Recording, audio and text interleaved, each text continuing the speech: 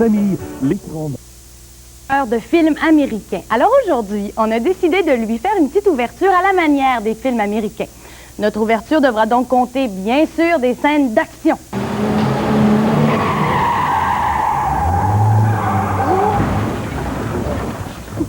Notre ouverture devrait contenir aussi des scènes d'amour.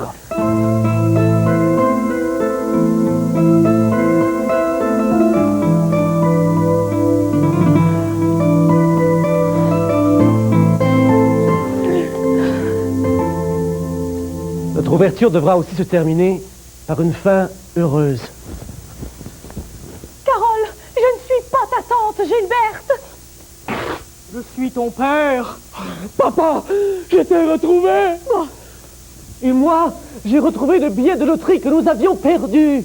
Et la voici Toby, notre chien disparu. Et il a dans la gueule le fameux diamant vert qui a été volé au musée. Et regardez-moi, mais... Je suis guéri, je marche. Et voici la fin de mon film américain.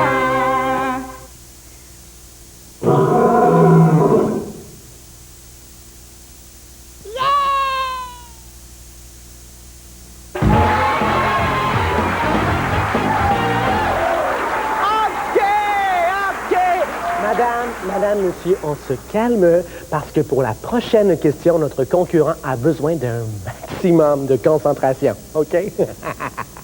On y va. Monsieur Picard, vous êtes dans votre roulotte et vous écrivez une lettre de bêtise au propriétaire du camping quand tout à coup, la mine de votre crayon se brise.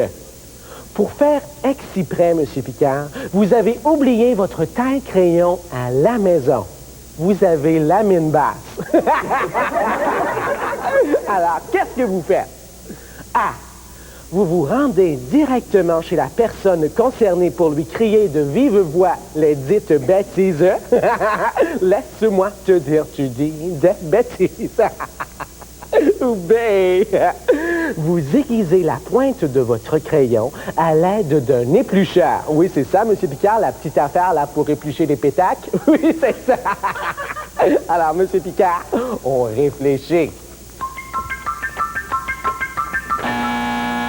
Ah, monsieur Picard, vraiment, je suis fier de vous, je vous admire, vous êtes vraiment encore plus étonnant que je ne le croyais, parce que vous avez répondu B, vous servir d'un éplucheur pour aiguiser votre crayon, et c'était la bonne réponse! Bravo! Bravo, monsieur Picard! Monsieur Picard! Monsieur Picard, je sens que vous êtes le genre, vous, à rapporter plein de souvenirs lorsque vous revenez de voyage. Est-ce que je me trompe? Non, je me trompe jamais. Eh bien, monsieur Picard, lors de votre prochain voyage au Japon, ça va vous en faire un de moins à ramener puisque vous gagnez ce magnifique bonsaï en plastique garanti à vie, monsieur Picard. Bravo! Bravo! Bravo!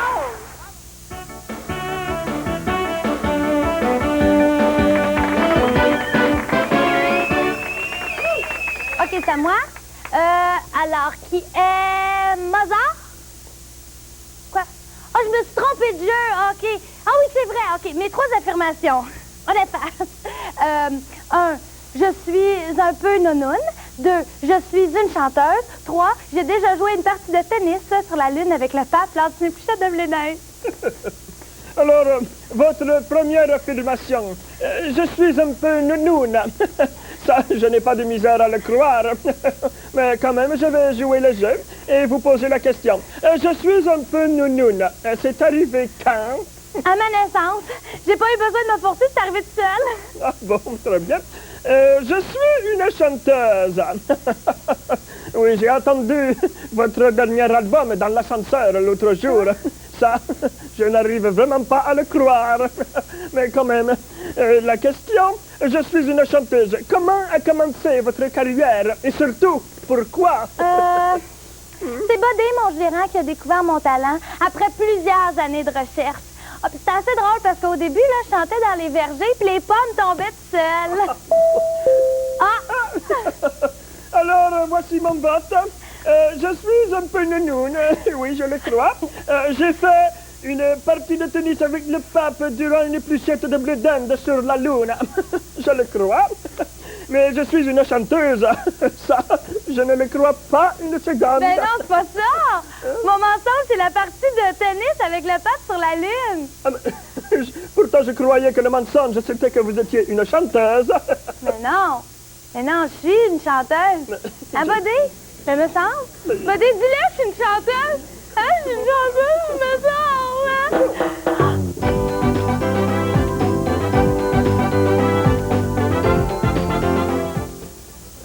Bonjour, c'est à moi, c'est ma chronique. Hey, Euh, Christian! Oui. À quoi on joue à fermeture? Je sais pas, Élise, je sais pas, on va jouer à la tag. On joue toujours à On joue souvent tag. à tag. On va jouer à On d'autres pourrait choses. jouer, on peut-être? pourrait jouer au serpent sonnette. tiens. Oh non, pas un jeu de société, ça bouge pas. Ouais, c'est ça, avec Pas les pour échelles, fantaisie, puis les là, serpents, je parle de serpent sonnette. Non, c'est une variation de la tag. Ça, c'est très facile à jouer. Ça se joue à plusieurs Ouais. ou à 3, comme on est. Ça peut se jouer à l'intérieur, comme à l'extérieur. Alors, nous, on est à l'intérieur. Oui. Alors, on va jouer À l'intérieur! On est 3, on va jouer à 3! Exactement.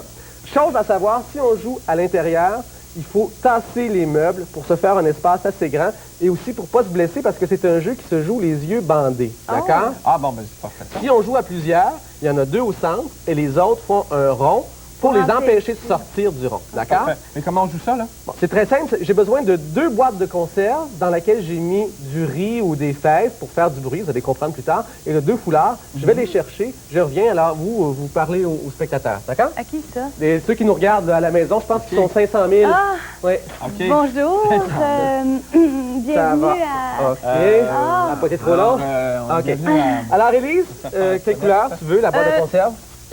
Ici, la rouge. La rouge. Ok, Toi, moi, Carole, je vais tu vas prendre prendre la jaune. la jaune. Toi, Élise, tu veux quelle couleur? Le rouge. Le rouge. Ben, je vais prendre le jaune. Le jaune, d'accord. Alors, bandez-vous les yeux d'abord. OK, tiens, je te passe ça. OK, merci. Je mets Bon. le fouillard. Là, il faut qu'on voit rien, là. hein? Non, non, faut pas que vous voyez rien. Parce Parfait. que le but du jeu, c'est très clair, c'est qu'il faut que le chasseur attrape le chassé, parce qu'il y a 2 rôles, un chasseur et un chassé. Moi, je voudrais être la chasseuse. La Tu vas- chasseresse. La chasseresse.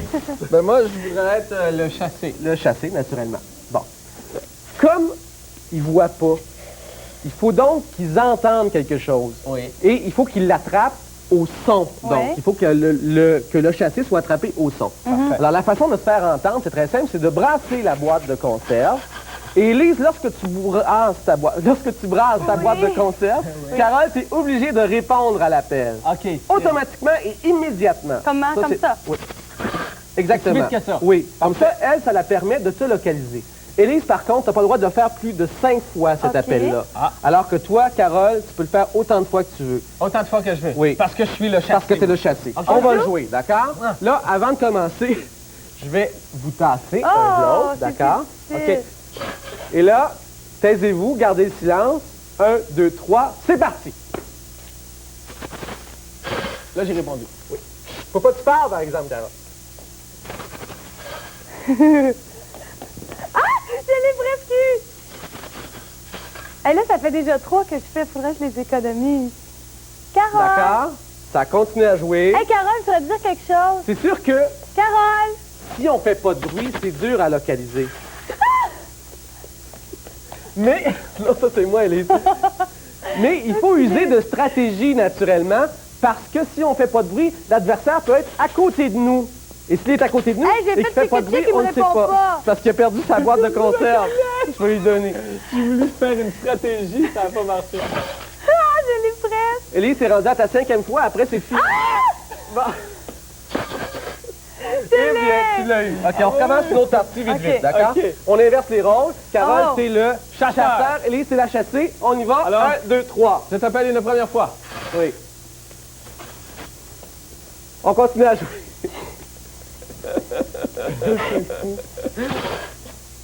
Élise répond immédiatement.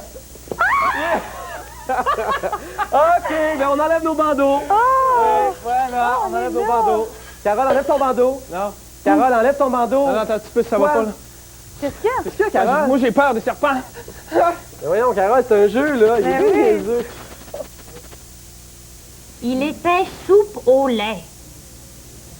Saint apostrophe, être soupe au lait.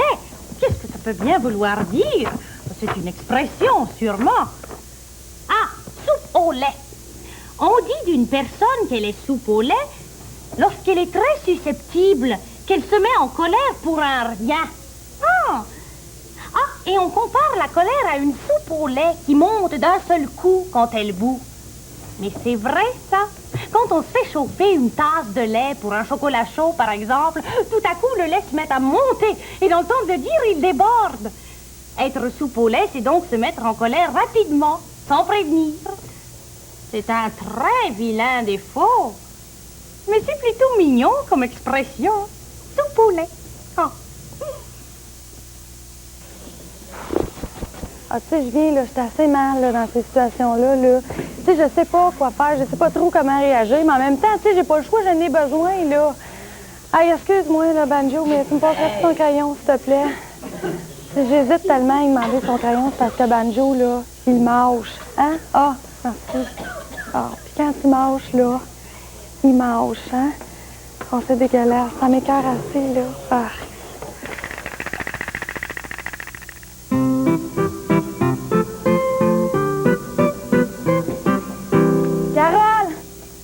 Hey, Goupille, comment ça va? Ah, pas pire, mais tu me passerais ça un autre crayon, celle-là, là? Ah, ben oui, tiens. Hein? Non, tiens. Wow, OK.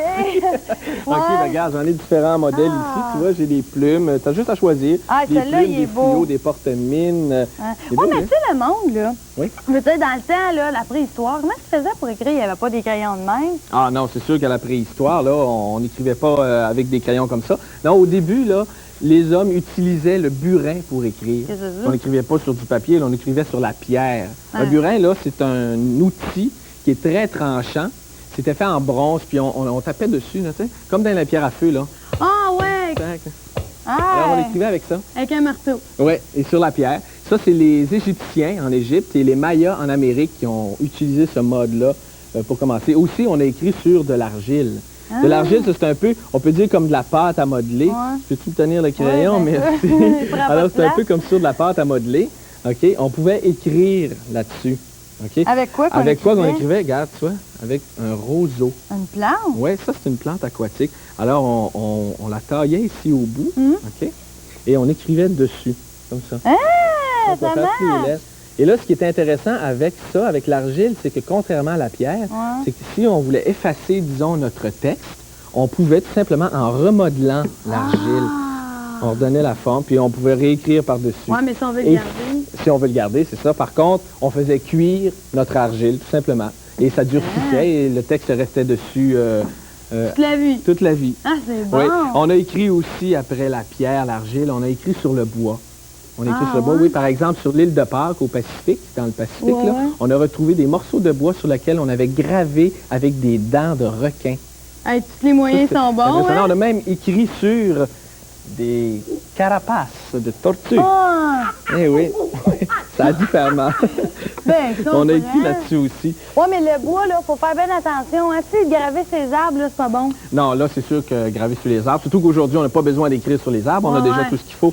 Mais Mais il me semble, là, tu sais, une carapace de tortue, c'est lourd un peu à transporter. Hein? pas mal lourd, la pierre aussi. Alors, il fallait que l'humain trouve un moyen plus pratique hein, Ouais. pour transporter ses écrits, finalement, parce que la pierre, tout ça. Alors, les Égyptiens, plus tard, ont inventé le papyrus. Ah, c'est quoi ça? Ça, le papyrus, tu vas voir, ça ressemble au papier d'aujourd'hui, sauf que c'était beaucoup plus fin, c'était beaucoup plus fragile aussi. comprends. Ça, c'est fait avec des fibres de plantes, OK, qu'on a collées avec de la résine d'arbre. Aïe, Mais aïe. seulement, c'était très, très, très, très fragile.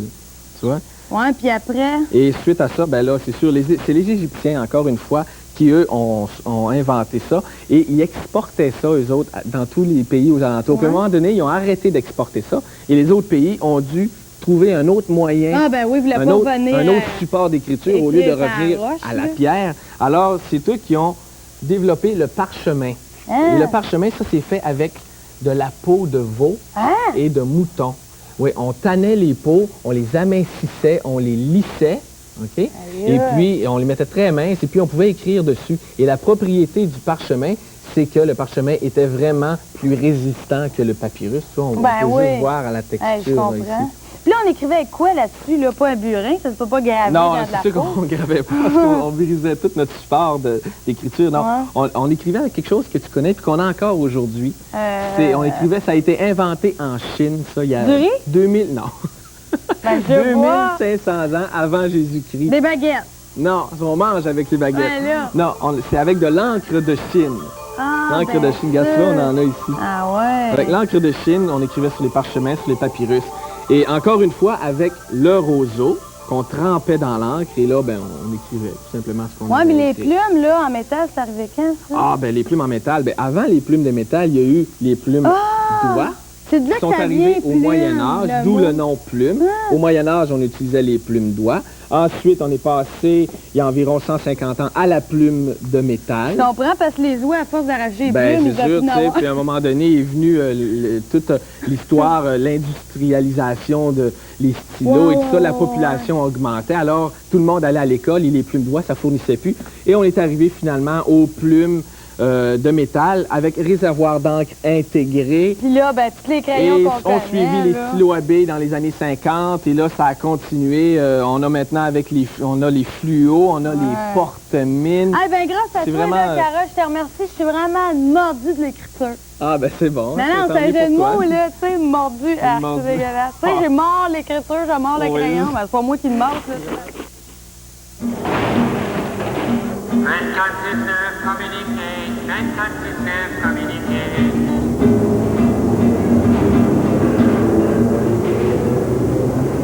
Ah, salut. Vous savez, une carrière dans le métro, c'est pas facile. Ça demande beaucoup de volonté, beaucoup de courage, parce qu'une carrière qui commence dans le métro mène pas nécessairement à une carrière sur disque, sur scène ou, comme moi, à la télévision.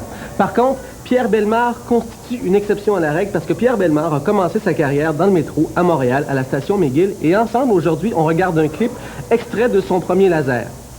Pierre Bellemare fait une musique qui ressemble un peu au folk louisianais. C'est une musique qui swing beaucoup et la langue qu'il parle porte bien l'énergie de la musique. Le clip a été tourné sur la rivière Achigan, au Québec. Et elle a été trafiquée, maquillée pour lui donner des airs de bayou louisianais. Les bayous louisianais, ce sont des bras de rivière à faible courant qu'on retrouve en Louisiane. Vous allez voir la dernière séquence du clip. On voit Pierre Bellemare tomber dans l'eau et on a gardé la séquence alors qu'elle n'était pas prévue du tout, mais nous, on a trouvé ça tellement drôle qu'on a dit on la garde. Alors on regarde Pierre Bellemare et sa chanson Quand tu dis, et moi, je vous chante la mienne. Quand tu dis je t'aime, c'est à toi que tu dis.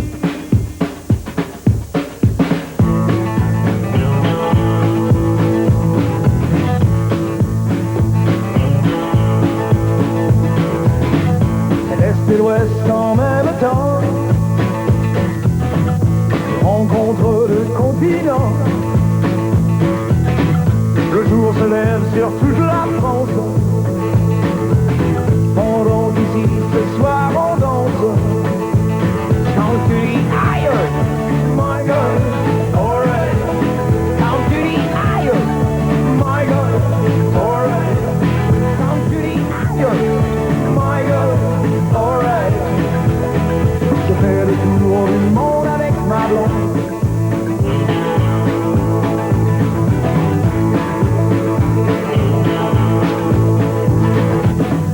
En Amérique par le pont d'Avignon, de la Défense à la place des Nations. C'est le cinéma dans ma tête. Et tout d'un coup c'est la super fête. Quand tu dis aïe, my God, alright. Quand tu dis aïe, my God, alright. Quand tu dis aïe, my God, alright. Je fais le tour du monde avec ma blonde.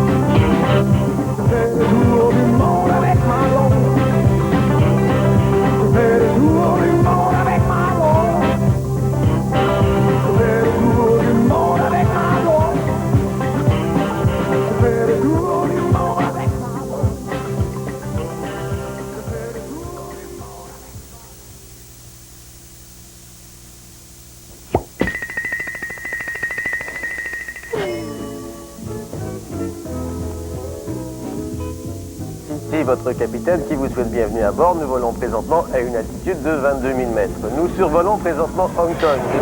Nous vers l'Australie où nous arriverons dans 3 heures.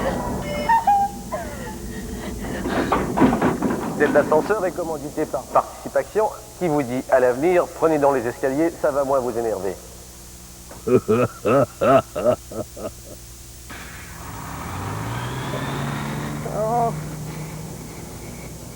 Oh non, je suis trop nerveux. Qu'est-ce que je fais, là? La porte ouvre. Là, moi, je rentre dans la maison, je lui donne des fleurs, puis je lui dis, voici des fleurs pour toi, Mélanie.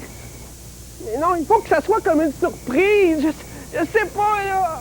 OK. Sonne, la porte ouvre, je lance les fleurs dans la maison, je pars à courir, puis je lui dis, Mélanie, c'est des fleurs pour toi! Non, c'est pas vraiment très romantique. Qu'est-ce que je pourrais faire, donc? Je le sais. Tout ce que j'ai à faire, c'est que je cache les fleurs derrière mon dos, je cogne, la porte ouvre, je rentre dans la maison, je ferme la porte, je sors mes fleurs, je lui donne, puis je dis, voici des fleurs pour toi, ma belle Mélanie. OK, j'allais, c'est ça. OK, prends ton courage à 2 mains, Bruno, puis vas-y! OK. Oh. Mélanie! Attends, la porte. C'est des fleurs pour toi. Mélanie, j'ai plus des tiges pour toi, les fleurs qui vont avec, là, je sais pas où est-ce qu'elles sont. OK, bye! Oh! Élie, oui? Excuse-moi de te déranger, je suis assez tannée, j'ai acheté des fleurs à Mélanie, puis il m'est arrivé une drôle d'aventure. Mes fleurs sont toutes brisées, à chaque fois j'en achète, pour toujours qu'ils en achètent d'autres encore. Quand est-ce qu'ils vont faire des fleurs qui durent toujours? Mais pourquoi tu les fais pas sécher, tes fleurs, Bruno? J'ai déjà essayé, tu sais, je les ai mises entre les pages d'un dictionnaire, mais elles sont toutes abîmées, décolorées. Ah, c'est sûr que quand on les met entre les pages d'un dictionnaire, c'est pas ce qu'il y a de mieux. Mais on peut peut-être les faire sécher la tête en bas, comme ceci. Ça me donne mal au cœur. Mais ça donne mal au cœur à certaines fleurs. Mais de toute façon, c'est pas bon pour toutes les fleurs, parce que certaines vont perdre leurs pétales en séchant, donc on oublie ça. Non. Mais il y a un petit truc. Oui. C'est le gel de silice. De qui? De silice, c'est comme ça qu'il s'appelle. Ça se vend sous forme de cristaux et ça absorbe l'humidité des fleurs. Donc, elles peuvent garder leur belle forme et leur belle couleur. Ah, c'est un peu comme une éponge absorbe l'eau. Oui, c'est ça. Oui. J'en ai acheté dans un magasin d'artisanat, mais il y en a chez le fleuriste aussi. Le gel de silice, c'est juste les petits cristaux bleus, là. Le reste, c'est du sable. C'est toujours mélangé à du sable parce qu'on n'en a pas besoin tant que ça. Mais ça, c'est-tu comme... Tu sais, des fois, dans les boîtes de souliers, il y a des sachets Oui. là, pour absorber l'humidité.